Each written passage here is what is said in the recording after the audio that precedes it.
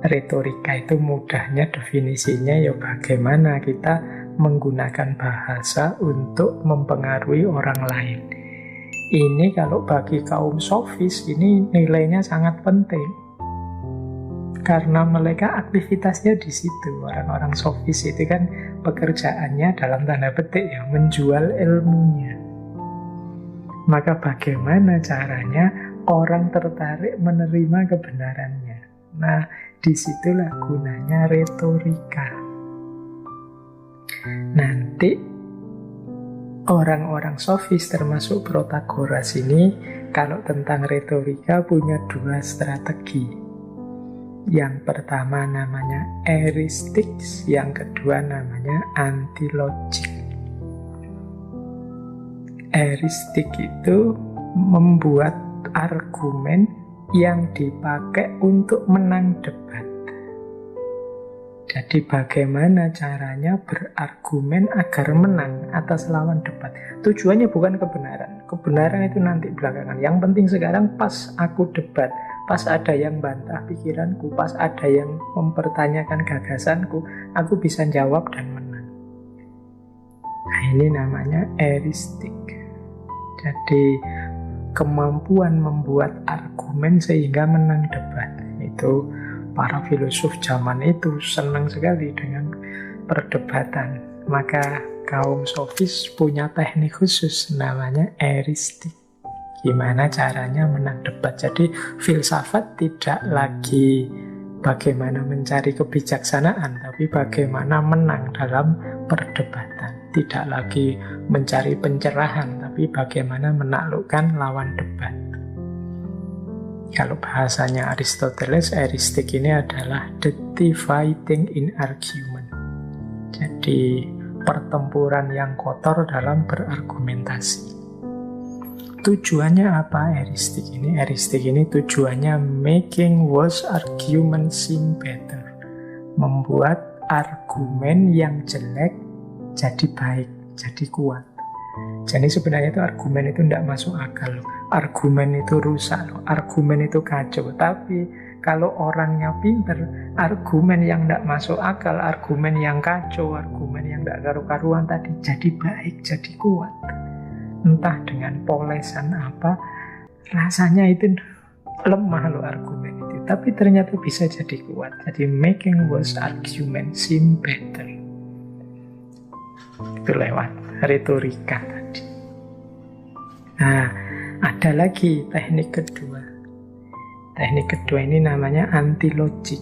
Antilogik ini berargumen dengan cara mengajukan proposisi-proposisi yang berlawanan sampai ketemu jalan buntu. Jadi kalau ada orang ngomong apa, saya balas dengan yang berbeda, yang kebalikannya, yang membuat dia tergiring terus mikirnya sampai lama-lama dia nyerah. Itu antilogik namanya. Jadi dibantahi terus. Ada orang ngomong apa, dibantah, dicarikan bukti, dibantah, dicarikan bukti.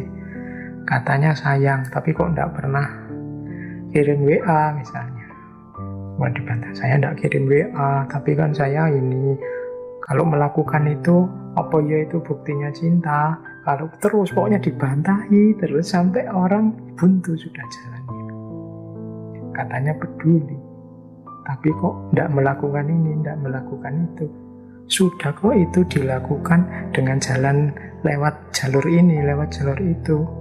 Katanya sayang sama rakyatnya, kok sembunyi-sembunyi lewat jalur ini, lewat jalur itu, kok tidak terang-terangan.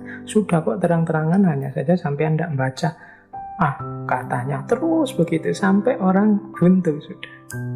Nah, baru kalau sudah buntu, eristiknya masuk.